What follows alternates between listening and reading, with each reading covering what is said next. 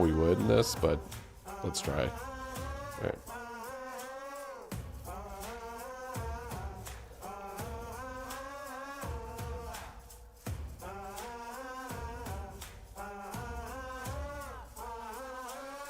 Cool. We are good when you guys are. All right. Coming in 5, 4, 3, 2, 1. It is Thursday, February 13th. I'm Geoff Schwartz. That is Matt Ford. This is Geoff Schwartz. Tomorrow, we are now post Super Bowl, Matt. Eagles 44, Chiefs. They got to 22. Didn't really feel it. Was it 40 Eagles? 40 Eagles, Chiefs 22. It doesn't matter because they're up 34-0 in the third quarter. A domination by the Eagles. We will cover that. We'll cover some offseason news and notes we already have already. One quarterback out in New York. Another quarterback maybe on the move from Los Angeles. Some early source off happening with a quarterback in Jacksonville going to the Pittsburgh Steelers. We'll talk about some predictions made for next year, some lessons learned from this season. Matt, we're going to cover it all. How are you, buddy? I made no money at the Super Bowl, put it like that. So I think it ended up being, and Chiefs lost obviously, but like not the worst weekend I could have had. Yeah, that's about right. I think, I mean, for betting on the Chiefs, that was about as well as it could have gone, I think. Like, I ended up losing, like, I don't know, 2 units, which isn't too bad, but I will say I got a massive bailout from my Jordan Davis sack. He was plus 1,000 to get a sack. That was my one-star bet in our competition last week. Yep. And he got a sack. And it was pretty early in the game. I think it was like in the second quarter. So for the rest of the night, I was like, all right, I'm golden. And I had that in like 60 parlays. Like my buddy and I did make like 100 of those like 50-cent parlays that pay out like 7 figures. And we were close on 1 or 2 of them, but that was sort of like the signature leg. But yeah, shout out Jordan Davis. Felt great about that. That was a good wager you made. The over getting home very much helped me out. I appreciate that. The over and Mahomes getting over, not past attempts. He would have had it over if he didn't get sacked as many times as he did. But nonetheless, it was a beatdown, Matt. Sometimes when a game happens the way it does, like that, you just nod your cap and you say, "Great job, Philadelphia Eagles." Right? I mean, I could come here and tell you the Chiefs looked tired. I thought they looked a little tired. Well, maybe the Eagles made them look tired because how fast the Eagles played, I could tell you that it wasn't always the offensive line's fault for the Chiefs. It wasn't. Mahomes wasn't great. But then again, the Eagles made some great plays, right? Cooper DeJean on that interception, the way the defensive line rushed the passer. It was a bad game for the Chiefs and a great game for the Eagles. And it was an ass-kicking by the more physical team, the team that looked fresher, the team that looked bigger, faster, stronger, and they took it to the Chiefs. And there were moments the Chiefs had, Matt, they could have clawed their way back in the game to make it a game. Every moment they lost. We talked about heading in the game, how the Chiefs were the team that always won the moments. In this game, they lost all the moments, and Philly won every single moment available to them. Josh Schwartz I thought he should have won MVP, by the way. Yeah. I did bet him live at 35-1, which would have been fantastic. You know what wager, by the way, that made me go from basically making money to being down like half a unit was I had under 2.5 players to attempt to pass. It was minus 230. I took the over. And Kenny Pickett threw the ball on 4th down. Yeah. On that final drive. I love Otherwise, that flips me to positive. So that's how bad it was. Kenny Pickett attempted a pass in the Super Bowl as the Eagles were blowing out Kansas City. So look, if I talk about this on my social media at Geoff Schwartz, you go and listen to Nick Wright's podcast if you would like an hour of Chiefs. But that's what it is, Matt. Chiefs got their ass kicked. It's that simple. Yeah. That got a nice laugh from our crew that also works on Nick Wright's show here. Yes, wanted to point that out. That was on purpose. Yeah. I did want to just sort of like throw this out there. So we've been working with our friends at Pine Sports. We've been in a little competition. You, me, and Jackson, the AI, who I've chosen to be French for no reason at all. Do we want to maybe recap maybe who won that? Like I just am curious I think how the standings started out. Oh, I beat the professional football player and the AI. You certainly won. I mean, I can add up the points, but I No, think I I was won. 1 for Yeah, no, 1 and 4 I'm. last week. I can confirm I won. I can Yeah, you confirm won. that. Yeah. No, yeah. No, So yeah, you you could did trust win. someone who played in the NFL or the supercomputer AI or this, and this You wins. did hit that Jordan Davis one that I think got you, a lot of First pass to be a completion. That was my 3-star for each team. And then I had, what was my 2-star? It was some other amazing genius bet that panned out. So congratulations to me. Yeah. We should rename this podcast to Matt Ford is Smarter Than You, but we can talk about that season too. It's the next season. DeAndre Hopkins over. That was my play. I had Hopkins under too. And that touchdown got him there on that final throw, final second to last touchdown they had there. By the way, Pine Sports, you can go and look at NBA props if you like such a thing. As the NBA ramps up here, remember no college sports, but there's NHL as well. So plenty of options to find. If you would still like to use the tool, again, it's a great tool for everything, right? I mean, there's an article right here about LeBron James last night, over 7.5 assists. I don't even know if I'm gonna look right now to see if it hit. I know that if you had he hit 7, so unfortunately it didn't get there. But if you had Bronny James over half a point, he had 9 points last night in a blowout loss. But he did have. So if you like to still wager on things that are not the NFL, and you would like the opportunity to just basically have the capability to maybe find some winners in the night every night, then you have a chance to do that here. Yeah, definitely. And yeah, I think overall good season for us. I mean, we obviously chugged along in the regular season, did not do better great. playoffs than regular season. Yeah, But the things we harped on the most last week were, if you like the Eagles, take the lemon lime Gatorade. Yes. And Jordan Davis to get a sack. So if you bet on those, you ended up with a Yes. positive day, I'm pretty sure. Yeah. But yeah, thanks Yeah. to Pine Sports during March Madness, we'll for sure be back with some more props and bets with them. And then our friends at Cooler, I wanted to shout them out. We're one of the early adopters of this podcast platform, Cooler. You can check us out there. You can sign up at cooler.fm with the promo code Geoff. They're still doing invites because they're kind of still in there. We'll bring them up a few times during the show, but I wanted to give them a shout out as well. Jeff with a G, by the way. I mean, I guess if you listen to this podcast, you probably know that. Jeff with a G I just want off. to make sure that we have that there. I want to get the credit for this, okay, guys? Hell yeah. All right, Matt, you're in studio today, by the way, which means it must be an important day in the Blue Duck community, because you're in studio for me, I'll tell you that. Yeah, I usually don't make the trek to El Segundo on a Friday, I'll be honest. There are others who do, who come in and make the show, so I appreciate them. But I'm here. It's pouring rain in LA today. My dad told me that, yeah. Yeah, lots to talk about. Why don't we start with the big news that broke this morning? Aaron Rodgers has been informed his time with the Jets is over. That was not a shock. In fact, when the news broke today, I was like, didn't they already do this a few days ago? I thought this is where we were. But it seems official today. There's a lot of ways we can take this. What was your first thought, and what's interesting to you about this? I tweeted out, let me be the first to say that this trade was a disaster. And people were like, you're not the first. Well, yeah, you think? It's a terrible 2 years for the Jets. For an organization that continues to be dumpster fire. And I think a lot of us said, even at the best, it wasn't going to be as good as people wanted it to be in New York, right? Matt gets hurt in the first play of 2023, and then last season, complete dumpster fire with the coach being fired, and just very clearly offensively, just not much there. And the Jets thing is what it is. Aaron Glenn's there now. They'll find a quarterback and move on. The Rodgers thing is really interesting to me. So, one thing that I think is going to hurt him finding an opportunity to play somewhere is that he's not a backup to me. He's not going anywhere to be a backup or to fight for a competition. He's only going to be a starter somewhere. That really limits his opportunities about where he's going to go. Because I don't see him as a good backup. Matt, I don't see him as like the veteran there. I mean, I don't think you want your backup going on McAfee on Tuesdays and talking about the games. That's not what you want. I know the Jets, by the way. How do you feel about the Jets telling him no McAfee if he stayed? I feel like that's a lot of teams would tell their quarterbacks that. By the way, that's exactly what they should have done last year. That's how you take control as a new coach and a new front office. You tell your quarterback who's making a lot of money what the rules are. If you run any business, that's your right. And if that was a big sticking point, then I'm not surprised this is where we got.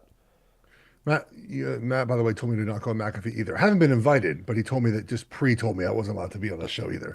Just Not protect the true Blue at Duck all. brand. No, not true. Um, Go on McAfee, so please. yeah, I know, right? Actually, so it's like a Fox thing too. Like I don't think I'm allowed to, but that's another story for another day. Um, I, I'll just tell you, Careful. I got a call Careful, Jeff. about a month ago about like, cross-platform stuff. And we just want to make sure the talent doesn't, go on others, which I get competitors, like you don't want to do that. But the thing I thought I might do was very funny. I was like, I'm not even that popular with you guys. How am I going to be that popular somewhere else? So it just was fun. It's fun to get that call. I like, every now and then I get a text from my boss, like, call me immediately. It's always bad. This was good. So I'll take that.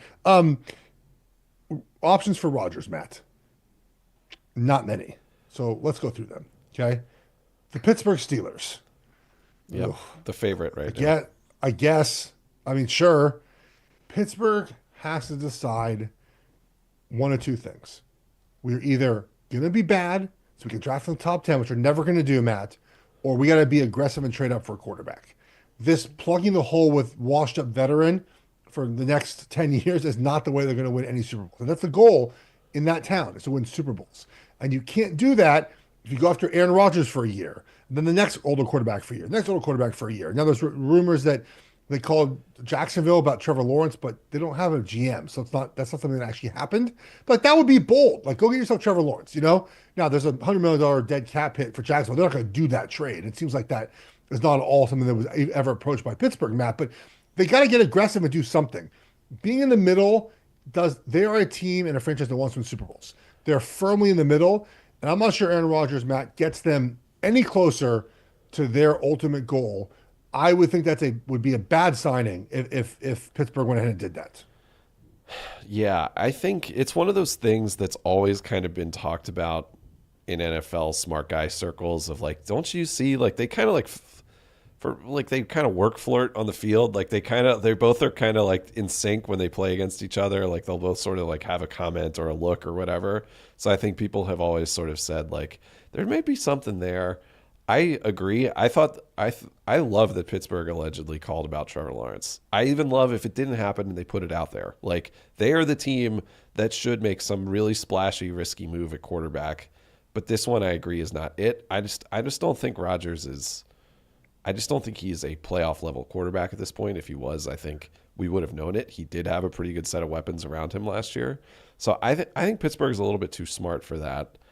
I think he's going to retire. I don't think he is going to end up like going to like there's the obviously the top of this draft class isn't great. I don't see him going to Cleveland or Tennessee or the Raiders. Like maybe Tom Brady and has some conversation with him and he's just sort of a stopgap for a little while. But I just don't see him ending his career like that. I think he would much rather be like, you know what, I'm too smart for you guys. Like I've been blackballed by this league because I'm a free thinker. Like I could 100% see him being that kind of person. So I think we've seen the last of Aaron Rodgers, but I could be wrong. Okay. The Raiders was the one that stood out to me as a stopgap between whatever this year is and something else. Like Pete Carroll just saying, let's go veteran, right? Let's build the roster around. Like we need good football players, not a great quarterback draft. Let's have Rodgers for a season and then worry about something else next year. Like Pete Carroll has that leeway to do that because his first year there. Yeah. And obviously like that feels like a perfect spot for him. Kind of like just in Vegas, like sort of out of the limelight. You know what I mean? Like there's not a lot of attention there in Vegas, especially in the AFC West. And they're not going to win a ton of games, but just sort of a bridge guy. That feels like a spot, 1-year deal in the desert somewhere. That feels like the place to be. I guess. I don't know. What do you think? The only other team that came to mind for me maybe was the Colts. Like if they've decided Anthony Richardson just isn't their guy, and then they just sort of say like, Richardson, you're going to like learn from Rodgers for like, it's a very Colts-ish move. Like how many of these stopgap quarterbacks have they had just to go nowhere? But I don't know, maybe not. There's like an interesting carousel that's going to happen this year with Cousins, with potential, with Sam Darnold. We'll get to Matthew Stafford in a minute, but I think I could see the Raiders being like, yeah, let's do 2 years with Darnold and overpay him and just give him a shot. Like I could see that being a good team. But I'm curious what you think the Jets are going to do from here now, because the Jets, they are in the same sort of position you're talking about with the Steelers, where the Steelers, they seemingly seem kind of close except for the quarterback. You could argue the Jets are too. Like they're not getting Sam Darnold back. That would be hilarious if they did. But like, what do you think? What do you think their play is?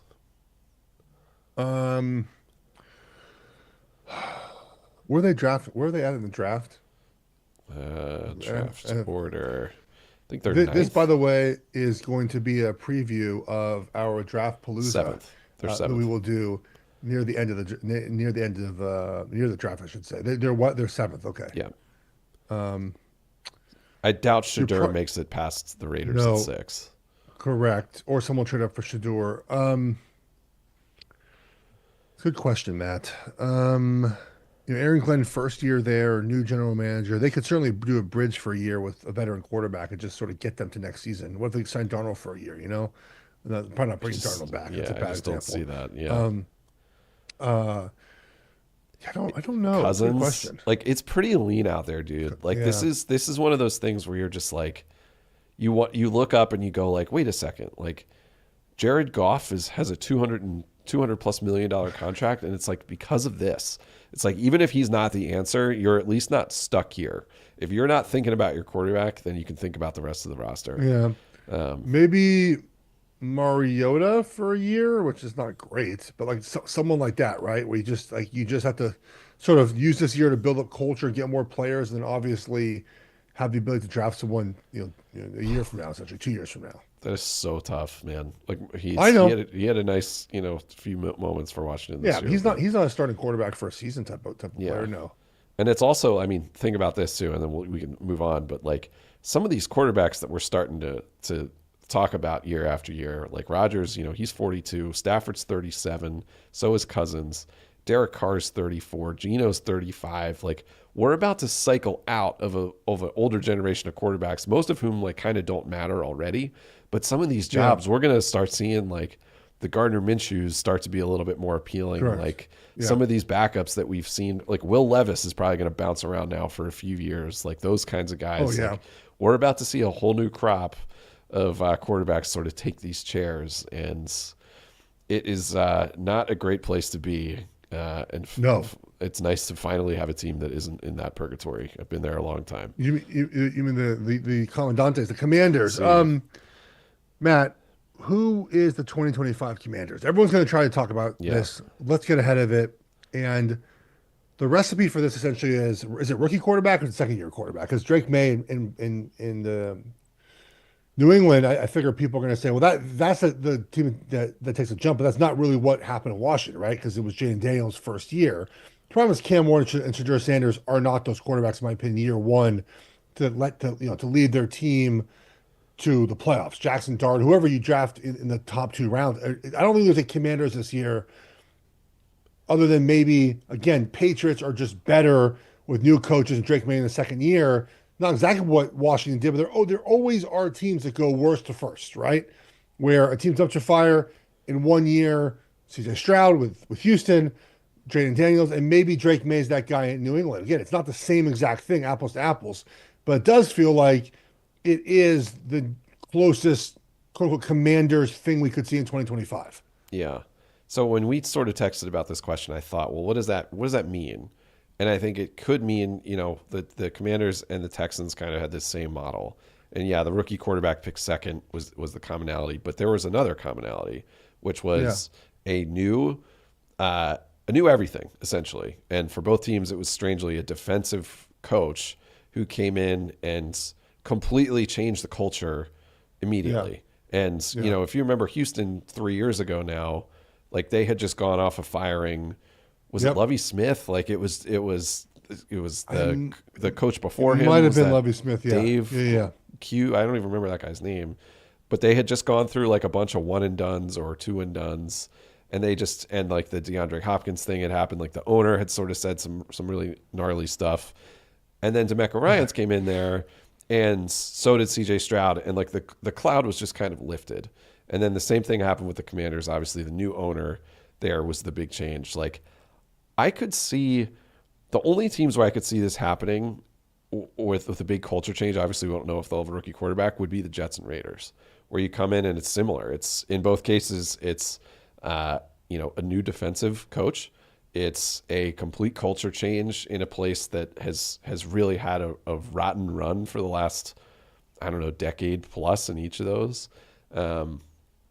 In each case, there's some compelling pieces. Like for what you would never looked at Washington's roster and been like, yeah, there's some real pieces here. But like the Raiders could potentially have that, right? Like Brock Bowers, Max Crosby, some other nice pieces here and there across the team. Like they could potentially turn things around and be a total surprise. But the problem with them, of course, is that they're in this division with, potentially 3 Hall of Fame coaches and at least, two to three very good quarterbacks and 1 elite quarterback. So I don't know. I don't totally see it. I don't think we should take for granted that this is so rare, but I'm curious. I mean, I think the Patriots are the other popular pick. The other one that just is going through in my head, again, this is not, there's not going to be a straight comparison, a straight line between these teams here, but could it be Carolina with Bryce Young? Yes. Like totally. That feels like a team that is primed for a huge jump this season, Matt. And they clearly have a quarterback. I like their coaching staff. They just need better football players around the quarterback.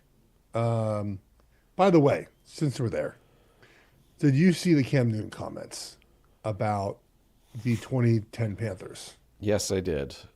Basically said it was a team full of losers. Is that the correct paraphrase? No, that's correct. Team full of losers who didn't know how to and didn't know how to prepare. And the 2-14 mentality when he got in the locker room. Well, I mean, no shit, we were 2-14. Steve Smith got really angry at that. So did Charles Johnson. I said my piece as well on that. And I didn't realize you were on this team. Is that so you were on that team that year? I played every snap in 2010. It's probably why we were 2-14. 2010. Okay. And then were you there the following year in 11? I was hurt. You were hurt, but you were on the squad. That was John Fox got fired. Yeah. Ron Rivera came in. Rivera was hurt, yes. And then Cam Newton got drafted, and in a very fun season, the Panthers went 6-10. Okay, I needed a bit of a refresh. Yeah. First play of the I think the first throw of his career hit Steve Smith for like an 85-yard touchdown in Arizona, if you remember. I completely remember that. I remember where I was. Yeah. It was mind blowing. Yeah. Okay. So the reason why everyone was upset about this quote is it feels very personal, right? He didn't say we had a losing culture. He said a bunch of losers. Okay. And the reason why it rubbed all of us the wrong way was that it felt personal. But 2 is that it doesn't take into consideration what actually happened. Because when you say something like that, it does feel like you're saying they're perennial losers, right? Even though he didn't say perennial losers. 2 years ago, that same team with basically the same players was 12-4 in the 2 seed. And then the next year we were 8-8 in 2009. We set a rushing record that season. 2 running backs with 1,100 yards each. Has not been broken. May never be broken again. So that same team that was losers and we were 2-14 in 2010. Basically, the bulk of it went to the AFC. Was a 2 seed, 12-4 in 2008, and then went 8-8 in 2009 with a quarterback injury. Delhomme got hurt that season. So it's not a bunch of losers. We had a bad season, and the team, by the way, that Cam Newton inherited had 2 Pro Bowl All-Pro offensive linemen, George Gross and Ryan Khalil, Jonathan Williams, D'Angelo Stewart, and Steve Smith. That's 5 premium players that were good at their positions on offense. And defensively, they had Thomas Davis, John Beeson, Chris Gamble, Charles Johnson. It wasn't a team full of bums, Matt. It was a team that had a bad year because we had Jimmy Clausen. No, sorry, Jimmy. I don't mean to send us straight your direction. But and the ownership cut all the fringe players. Like you have to have, what Washington did so good this year was they brought in those fringe players, right, Matt? Like those, the last 5 starters are just quality middle of the road veterans, and we cut all those guys because we wanted to stink. It was an uncapped year. Our owner didn't want to pay anything in that year. So that's why the team was bad. It wasn't like we were perennial losers. And that's what I think rubbed a lot of us the wrong way is like we were tanking, but we had good football players anyways. I mean, we were two again that season. You know what's crazy about that season is I think we still had like two Pro Bowlers, which you'd be like, you went 2-14 and had two Pro Bowlers on the team. Like, how is that possible? We had good football players. We just it just was a bad it just was a bad season because of the situation we were put in. And so that's why a lot of us, I think, took offense to what he said. I completely understand that. And Jordan Gross was a Pro Bowler that season. yeah, and I think John Beeson might, so was Beeson and so was Khalil. So we had three, think about that 2-14, and we had three Pro Bowlers on our team. How many 2-14 teams have three Pro Bowlers? Yeah. I mean, back when it mattered, by the way, like different, back when the Pro Bowl wasn't Drake May, right? Like that's ridiculous. Yeah, you were going 18th best quarterback at this point. Yeah. What? They were actually sending players to Hawaii back then, so people cared, and there was a real game. Yeah, interesting. So then the following year, obviously Cam comes in, and you would like that 2010 team, like Greg Olson was there, right? There was no, he came the next year. He came the next year. Yeah. But yeah, I mean, I think that was an insane take. I think I would be very upset if I were you guys. And then I will say too, it also gives no credit to everybody that year who helps. And by the way, it's not like Cam Newton came in and then you guys went 12-4. Like you came in and then it was 6-10. And Sean McDermott was there. Obviously, Ron Rivera was there, who went on to have a lot more time coaching in the league. Then there were all these other guys who came in, like you mentioned, Greg Olson, and a couple guys across the defense. Like, this is a pretty good roster. So, Thomas Davis. Then the next year, it's Luke Kuechly. Like, he was not the only piece that turned this team around. So, yeah, that's disappointing. And I feel like a bad friend and producer for not realizing that you were actually on that team. It's okay. I should have led with that. 2-14. It's okay. I get it. We're a bunch of losers. So that's why everyone was upset with Cam Newton. And, it is what it is. Okay. Moving along. Lessons from this season. You want to go there first? Yeah, why don't we do that? Because this was one of my suggestions. Was basically I thought a lot about the Super Bowl after it happened, and I was sort of like, so Philly to me feels like one of these teams that everyone's going to model after for a while, and I kind of feel like everybody, like there's going to be people who try to duplicate the Commanders and Texans. But now I think people are really going to duplicate the Eagles. And one way that that's going to happen, Joe Burrow was already talking about converting his salary into a bonus so that there could be a little bit more cap space. Jalen Hurts has like one of the lowest quarterback cap hits in the whole league this coming year. He's like in the 20 million range for his cap hits. So that's why they're going to be able to contend for a little while longer. They're going to be able to keep a lot of these guys. But I think I just wanted to go back and forth on just sort of like a recap of what we learned this season, because I think my big takeaway was I think you need a great quarterback to get you into the rounds that matter. And then once you're there, everybody has a great quarterback, and it truly comes down to, you'll like this, O-line and D-line. And I think that that's one of those things that like people don't totally like. You can kind of get away with not having a good line, offensive line or defensive line, if you have an amazing quarterback. The Commanders are a good example. Buffalo's a good example, maybe. Like they were pretty good, especially on offensive line, maybe not quite as much on defensive line. But I think that's ended up being the deciding factor in the Super Bowl, was the Chiefs' offensive line couldn't contain Philly's defense, and Philly's offensive line completely dominated. And I don't know, as I watched the playoffs, like the team with the better lines as the rounds went on tended to win as the quarterbacks got closer and closer to even. And I think that's what I'm going to take away into next year as my biggest lesson of the year. What do you think of that? So I'm going through the Eagles' last 4 drafts. Okay. It's incredible. You ready? Yep. So it's the top 3 rounds. Ready? Quinyon Mitchell, Cooper DeJean, it's just, I don't know how to pronounce his first name. I'm not going to lie. Hunt. He's their defensive end. Yep. He almost punched an official in the face the other day. He was celebrating so much after play. Did you see that? Yeah. Yeah, he almost punched an official by accident. Okay. Jalen Carter, Nolan Smith, Tyler Steen, who's their sixth offensive lineman. Okay. Next year, or 2020, 2022, Jordan Davis, Cam Jurgens, N'Kobe Dean. Pretty good. 2021, Devontae Smith, Landon Dickerson, Milton Williams. So when you hit on 90% of the players in the top 3 rounds of the last 4 seasons, kind of helps you be good at football, right, Matt? Sure does. So like you can say you want to be the Eagles, you gotta hit all those draft picks, and even going back to the AFC and NFC Championship weekend, Eagles offensive line, Chiefs offensive line, Bills offensive line. Those are 3 of the top 5 offensive lines in the NFL. Now the Chiefs, obviously, with Joe Tooney at left guard, right? You have 2 All Pros and a Pro Bowler inside there. Like that's a good offensive line. The Bills really good this season, and we know the Eagles are really good.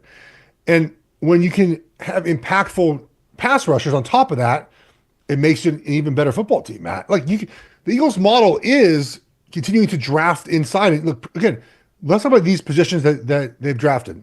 Okay, cornerback, defensive end. Okay, Yep. pass rusher, offensive line. So now this is the last 6 picks, 7 picks in the top 3 rounds. DB, pass rusher, O-line, pass rusher. Then the next year, pass rusher, O-line, off the ball linebacker. So basically that's 10 players in the last 3 drafts, and 9 of them are at impactful positions, right? We consider like impactful positions, right? Pass rusher, O-line, defensive back. Like it's not that hard, Matt, right? Like that's how you have to do it. And the cash thing is interesting because what the Eagles do, so you have a salary cap, right? You have a floor, and a ceiling, obviously, but you can spend your cash differently. You can pay your players out and lower the cap hit, but you have to spend the cash to do that, right? So like, Sure. let's say that I make my cap hit's $50 million this year. You can convert as much as you want of that into a bonus, pay the player out now, and then spread that money out over years and lower the cap hit for the player. But your team has to spend the cash to do that. You have to be rich, I guess, or just like do it and not just hoard your money. Yeah. And so we talk about Joe Burrow, like he's saying, hey, like, I'll take less of a cap hit, but the Bengals have to pay him the money to do that. And the Eagles always do that, right? They pay the players out. They make sure that they spend the cash. They spend the cash that's needed to build a roster around Jalen Hurts. And other teams that want to be the Eagles have to do that, Matt. It's really interesting. I don't think that does not bode well for the Bengals. That does not bode well for plenty of other teams. The Raiders are among them. Like you look at some of these teams with like their highest paid player when it's some random like defensive tackle or something. Like the Raiders' biggest cap hit next year is Christian Wilkins, and it's like that's a guy who you could just pay and get the cap lower, and you could go and actually like you could sign Kirk Cousins as a free agent or something. But that's probably not going to be how the Raiders do it. I'm not picking on them necessarily. But you're right. I mean, I think it is really interesting looking at the draft. Like the Lions draft history is similar, right? It's Terry and Arnold this year. They only had they didn't have a 3rd-round pick, but they drafted DB, OL. Then the year before they had Gibbs, Campbell, Laporta, Branch, like the Aiden Hutchinson and Pascal the year before. Like this all makes sense. So if I'm a team that's like close and in the mix, my Commanders, of course, being one of these teams, like, a team, Detroit should continue to do this. The Vikings should continue to do this. Like all these teams that were kind of in the mix and hanging around, you got to keep, you got to hit your picks. But a good way to do that is by, drafting the surefire, guard, the surefire interior defensive lineman who can make a real difference. And that's why I think any of these teams that are kind of on the border should consider this Myles Garrett thing. And we haven't really talked about that, but everyone is sort of talking about the Commanders being one of those teams. But all the sort of teams that are in the mix, Baltimore, San Francisco has been mentioned, Buffalo, any of these teams, if you can talk Cleveland into shipping Myles Garrett over for even 2 firsts, you got to do it. Because I think if you can, when you talk about positional importance and the value of these draft picks, if you have a late first round pick for the next couple of years and you can unload 2 of them for Myles Garrett, I think it's a total slam dunk. But we haven't talked about this. I'm curious if you're on the same page with me there. Look, I think if Adam Peters in Washington is not on the phone every day with the Browns general manager trying to get a deal done, he's a dummy. Look, that's not the way that it works, obviously, but I mean, yes, he is that impactful football player that you trade draft picks for Myles Garrett.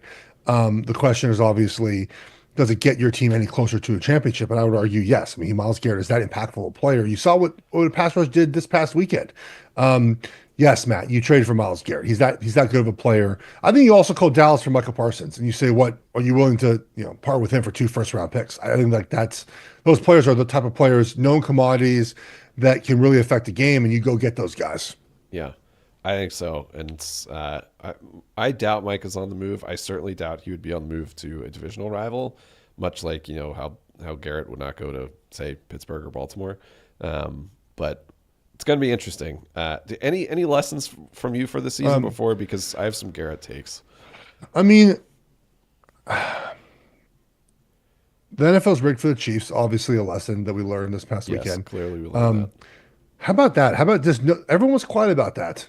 Just no more tweets about that. The NFL being rigged. I mean, Mahomes got punched in the face on that strip sack by Jalen Carter, and there was no call. Which look fine. You missed calls. Like I'm not one to be like, oh my God, we should have called that. Yeah, you should have, but like that's the NFL. Calls get missed. I feel like with some of these quarterbacks, we want to pronounce them dead a lot, and they just are not ever like dead. Does that make sense, Matt? Like I think we want to say a lot of times like these quarterbacks are Bryce Young, for example, like we've had so many years of quarterbacks coming to the NFL and not being good immediately, and then all of a sudden becoming much better later in their careers. And it used to never be that way. It was never that way. I mean, Jalen Hurts has gotten better every season. I mean, he has outplayed Pat Mahomes in 2 Super Bowls now. Like he's played incredible 2 Super Bowls. And I think a lot of us were like, yeah, I don't know. A lot of people around him do good things, and therefore he's less than. On a smaller scale, Bryce Young, I mean, I wrote him off. I'm sure other people did. All of a sudden, he got much better. I mean, these quarterbacks just seem to have second and third lives. I'm not sure Jalen Hurts even fair to put him in this category, Matt, but I feel like we've gotten to the point now where you can't just write off quarterbacks being terrible because they find second and third and fourth lives now. Sam Darnold, is Sam Darnold going to be a Super Bowl winning quarterback? Probably not. But I was always quick to say, like, this quarterback's never going to be good, and I feel like I eat my words way more than I used to now.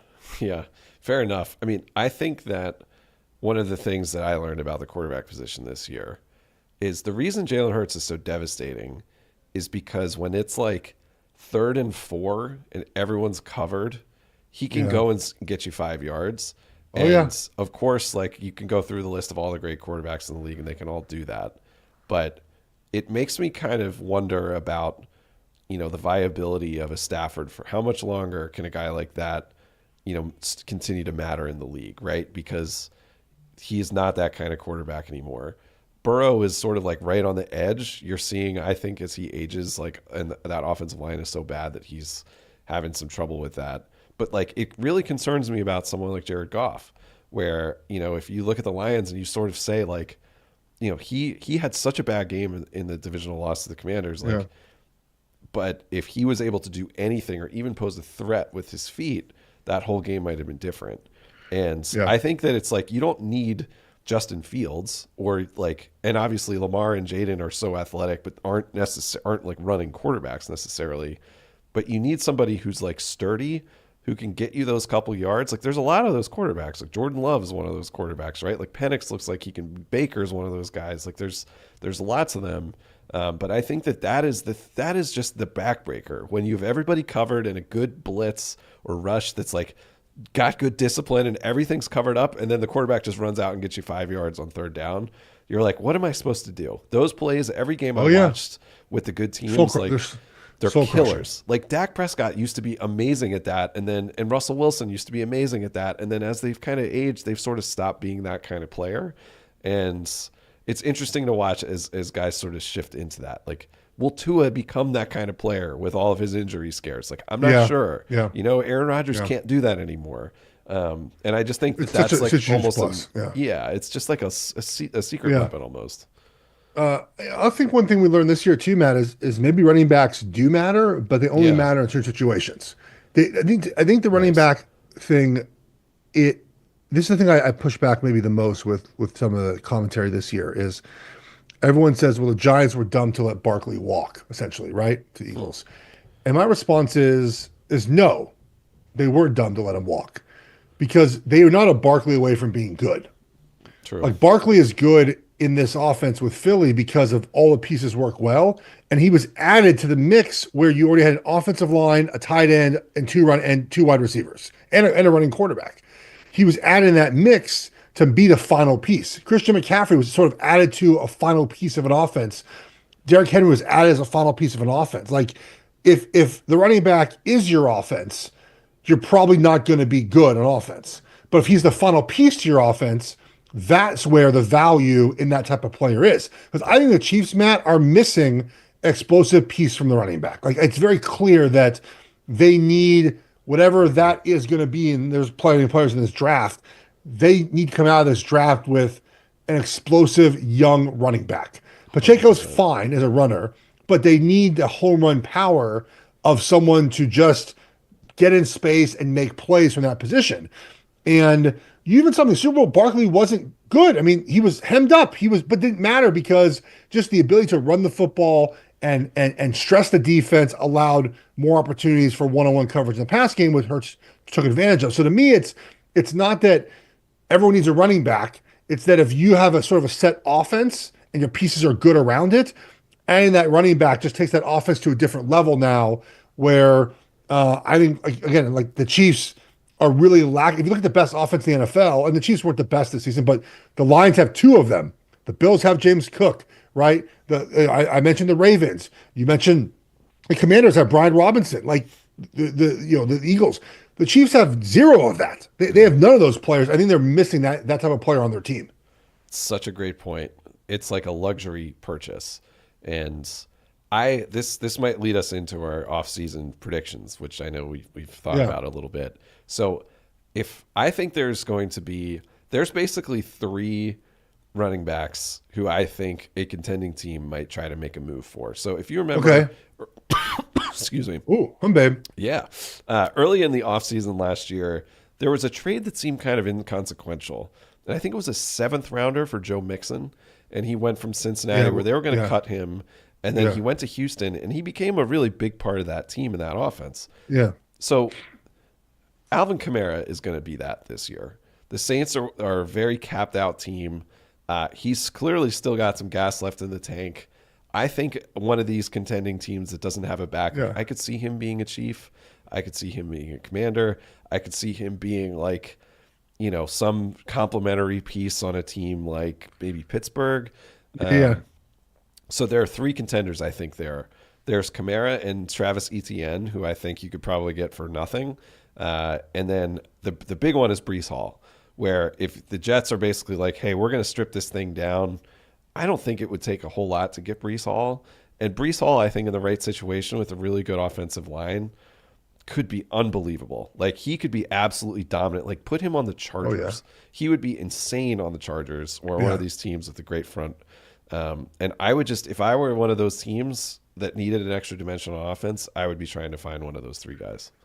That's a really good point. I'll follow that up by saying that this is a running back heavy draft as well. Yep. So we go to I like Dane Brugler of The Athletic. He put out his top 100. Ashton Genty's 5. Caleb Johnson from Iowa's 35. Omari Hampton, 36 from North Carolina. Travion Henderson, 49 on his big board of 100 from Ohio State. Jordan James from Oregon. Quinshaw Judkins. Dylan Sampson, and RJ Harvey. Like, that's 7 guys.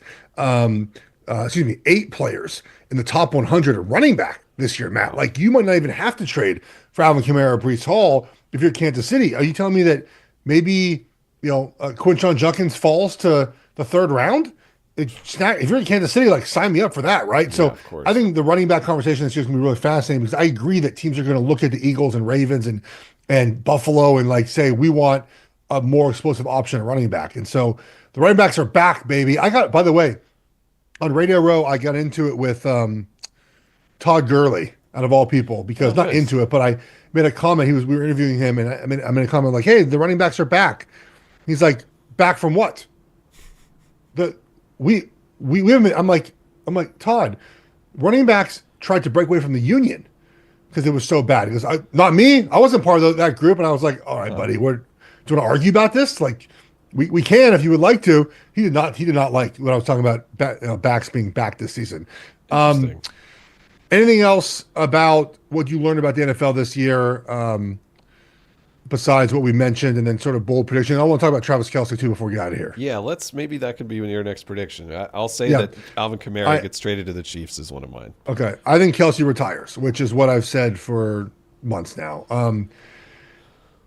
Interesting. He did not play well on Sunday. I wonder if that hit he took on the first pass that was behind him, right to the ribs, affected him the rest of the game, because he looked stiff. He looked disinterested at times. He just didn't play well, Matt. He looked tired, like a tired football player. And at points this year, he looked that way in the regular season, right? And in the postseason against Houston, it was good. But again, remember, he got caught from behind, and that's unlike Travis Kelce. And then against Buffalo, he did nothing.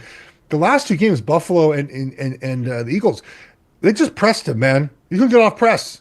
And Matt, he's played, I think, 200 games in his career. Played a lot of football. That's a lot. But it feels like it's going downhill fast for him, which again is not unexpected. This isn't like a Travis Kelce. I don't hate love Travis Kelce, but it does feel like this was a year when he and the team pushed so hard for this third championship. And he mentioned, go listen to New Heights. It's a great podcast, by the way. I really enjoy New Heights. Listen to mine as well, but also New Heights with him and his brother. And it's something you can hear he's thought about. Like it's the preparation each week, the grind each week, the offseason each week. Look, last summer, he followed Taylor Swift around the world. Yep. And is it fair to say, Matt, he might have came into camp not in the same condition he was previous years? Maybe. He's also 35. You get older, you get the harder it is to stay in shape, right? Yep. And also worth pointing out, last season, the Chiefs entered the year very clearly not trying to rely, this season, I don't know if I said last season, this season, very clearly not trying to rely on Travis Kelce. Rashee Rice, in the first 3 games, 29 targets, 24 catches, 300 yards, and 2 touchdowns. He was supposed to be the guy this season. He gets hurt. Kelce has 133 targets, and Xavier Worthy obviously gets up to speed, and Hollywood Brown, he was hurt, and of course, like they weren't trying to. I would imagine, the goal wasn't to have Juju Smith-Schuster and DeAndre Hopkins be, starting in the Super Bowl for you, and Hopkins looked much older as the season went longer. But look, I mean, Xavier Worthy went from getting 7-6 to 11-9-9. He ended the last 3 games of the regular season with 11-9 for targets. Then went 6, 7, and 8 in the postseason. And so they tried to have an offense this year without Travis Kelce, but Rashee Rice just got hurt, and they're never going to cut him. They're never going to cut, I don't think, Kelce. Of course. But I will say though, this is interesting because I'm not sure the Chiefs feel this way, Matt. But Kelce has been underpaid for a lot of his career for the worth he's given Kansas City. Because wide receivers, tight ends are not paid as wide receivers. He's owed a lot of money this season. I wonder if the Chiefs $20 million. Pay him to not play, if that makes sense. I'm not even sure I don't know how they would do that. Put him on IR, essentially. Like, oh, his ankle is hurt. His back. He's got a disc problem in his back. We just put him on IR and we pay him out, and he gets to make the money this season. Or they do what we talked about earlier. They convert his salary to a bonus, Matt, pay him his bonus and then cut him.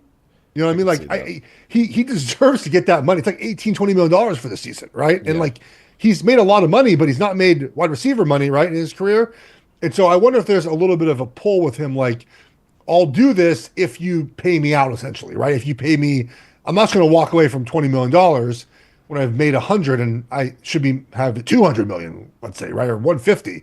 So we'll find a way to make it work where you give me my money and I retire and we just have a break because that's what should happen right now. I like my idea there. I think you're right. I think we were texting it during the Super Bowl, and you were like, "Kelce's done," and I just don't think that after the run that he's had, that he is going to go out like that.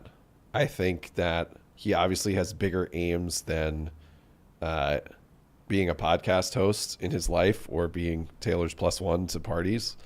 But I think if they had won that game, the Super Bowl, no question, he probably would have retired on the field. I think he would have said this was enough. But the whole Chiefs brand took the first hit that it's taken in several years. And I could see some worlds where, he misses camp or comes in kind of later in the season. Like, the Gronk, right? Like the final season Gronk, shows up in October, November. You mentioned Gronk. Kelce and Gronk are the same age. And Gronk retired for the first time 6 years ago. He retired in 2019 the first time, and then he retired again after the 21-22 season. So he's been out of the league. This will be the fourth year, which is so crazy to think about because Kelce is still, at least maybe not this year, but certainly last year was like the premier weapon on a Super Bowl champion. So I think the Chiefs, like you said with Rice, like they clearly have tried to diversify their offense a bit and give a few more people chances to take some of those hits and some of those targets. And I think they'll continue to do that. But I just have a feeling we haven't seen the last of him. I think it's too important to him to not go out like that. But if his body just isn't going to allow it, then all bets are off. If this was the Patriots, they would cut him with Bill Belichick. Yeah, they would. Yep. And I don't think the Chiefs are going to do that, but I think they're going to say, like, I'll put it like this. They can't go into this season as relying on Kelce to be their number one. Like, they have to build an offense without him if he does play or wants to play or is put on ice for a while and play in the back half of the season. Like, that makes sense. But you can't go into the season as he cannot have 133 targets, Matt. Like, that's not – you got to move on from that idea. I don't, dude, once you start thinking about retirement – you just must well retire. Like, that's one of it too. Like he clearly is already thinking about it. And he's already a Hall of Famer. He's the best pass catching tight end of all time. No question. I mean, he'll walk in the Hall of Fame in 2029, whatever he'd be eligible, toward 2030, whatever it would be, like immediately walk in the Hall of Fame. I'm not sure he has much left to prove. So I view the Chiefs next season, and I always thought this would be a transition year for them, whatever that means to anyone else. But, like, they're not winning a championship next season, in my opinion. They played a lot of football, Matt, the last 7 years. And they're due for, like, 9-6 or 9-7 wild card loss. Like, they're due for that. They'll make the playoffs. But I think they're sort of just, like, they're going to have a new left tackle, most likely, a new right guard, maybe a new right tackle, a young running back, preferably, an offense without Travis Kelce. Got to replace Justin Reed. They're not going to play Nick Bolton. They need more pass rushers. Like, they just need to cycle the players out, right, Matt? And so I think next year is a transition year for them as they get into sort of like the next phase of this team with Mahomes. I do think the discourse about Mahomes has been so premature. He's 29. Why is he done? Why are people talking about him being done and like, this is it for the Chiefs? He's only 29, Matt. I don't get it. I do not get it. Yeah. Yeah, the legacy conversations are absurd. I don't even think they're super worth even having. But okay, my thing about the legacy stuff is, why is it that we only talk about championship or finals games for legacy and nothing else? Like, LeBron dragged terrible teams to the finals. Yep. That should not be held against him when he loses to a much better team. Yes. Jordan made it only 6 times. LeBron's made it 10 times? I think so. No. I think the Mavericks year, they were upset that year. That's not great. But the idea that like 4-6. Tom Brady gets a pass for losing as a 14-point favorite in 2007 seems odd to me. Like that, I see the argument. Well, Brady lost his thing as a 15 combined points. Okay, he was a 14-point favorite and scored 14 points in Super Bowl, as maybe the best team of all time. Yeah. Right. Like, again, I think Brady's the best ever, but I just don't understand the argument for any of these GOAT conversations that we just ignore games outside of the Super Bowl or NBA Finals. Like Jordan got there 6 times. He was 6-0, absolutely. But was he ever the underdog? Was he ever the 2017 Cavs? Was it 2017? Yeah, it was right when they beat the Warriors. Yes, Like he was never any of those teams, any of those guys. So I just think like I don't like how the discussion is ever framed, and I think it's so dumb anyway. So yeah. He's got a long ways to go. That story, the Mahomes story, is not over. He would not have been the GOAT if he won this. Sorry to disagree with Nick Wright. When we're talking about, if we're talking about the body of work in a career, you're gonna have to like just put some more miles on the tires just to even compete with the Tom Brady. But Mahomes is already in that, like, it's like, is he better than Peyton Manning? Which is like, I think, a crazy conversation to be having. You know? What is? I just don't know what better means. Like, Exactly. I never like. Okay, let's go to the LeBron Jordan thing again, and just to touch on this. Like, I think it's very fair to say LeBron is a better player than Jordan. Is he a better winner, a better finisher? Like the little tiny attributes that Jordan has that put him ahead of LeBron in my mind, like final shot of the game, give me it to Jordan, right? LeBron is 40, Matt, and a week ago had a 40, 13, and 17 game. What are we talking about? Like, I you know what I mean? Like, I just like, what does better mean? I think LeBron is a better player. Is Jordan the best player? Probably still the best player ever, but like, we just dismissed that LeBron's doing this at 40 years old because he's 4 and 6 in finals and not 6-0. It's just so silly to me, dude. Well, look, people came to this podcast to get a take on the LeBron Jordan GOAT debate. I am positive about that. But I agree with you. It's like, it's the game's different. Oh, but, Bronny Jr. last night, 9 points. How about that? Yeah, LeBron, great dad. We love I was LeBron. shocked that they lost last night, but it is what it is. All right. Anything else? You got any more bold predictions? Make them quick. No, I don't think I have anything else. I do you have not bold think, predictions. I do not think Myles Garrett will get traded. I do not think. That's not. I don't think that's a bold prediction. The Browns, I just don't think if they get a quarterback, why would they trade him? I mean, that depends. If they get a quarterback, then I think they're absolutely not trading him. I think that after the Luka Doncic trade, you can no longer trade your best player who's in their prime. I think that every GM now is going to be like, do I want that to be my life? I do not think that anyone will be trading Myles Garrett or Micah Parsons. Okay. Especially Micah Parsons as a result. Would David Stern have vetoed that trade?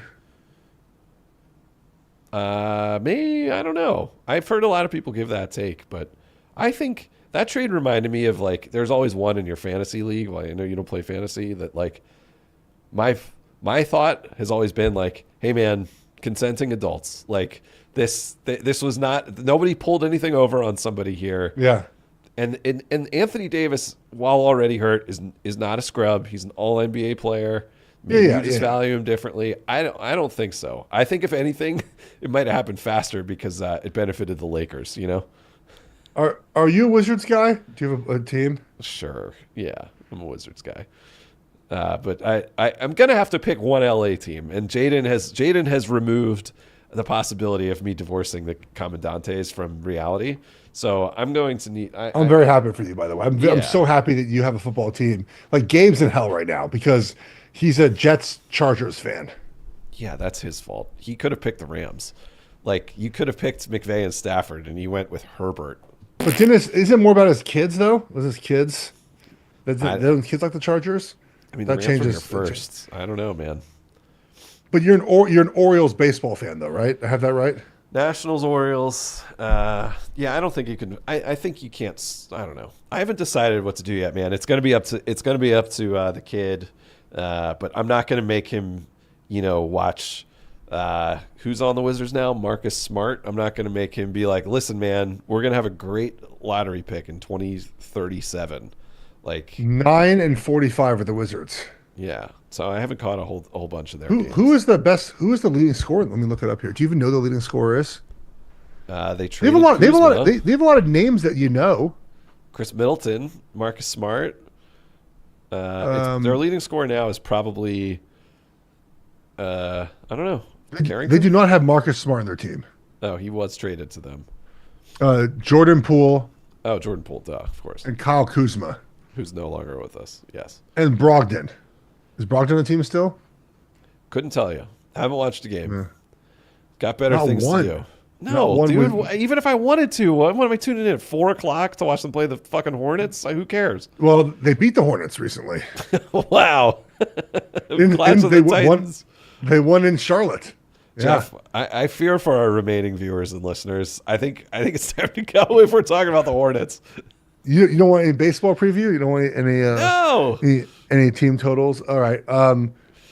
You want to do this again next week or what? We'll talk our schedule now. Yeah, You in? let's do it on I'm the in, air. okay. Yeah, dude, I think we should go until the draft at the same cadence. We could even do Fine. Thursdays, I think, if you wanted to. Fine with me. Yeah. Yeah. This All is right, great. everyone. Well, if you're still here, God bless you. I appreciate it. I mean, this is long for us. It's like an hour. And Let's get off the air. God damn it. just talking ball. All right, we're getting off the air. Damn it. Bye, everyone. Have a good weekend. See you, buddy. Talk to you guys next week. Bye.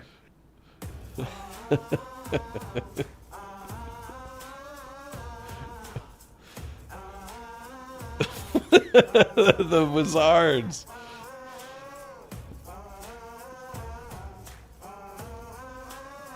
What the hell? Ivy's.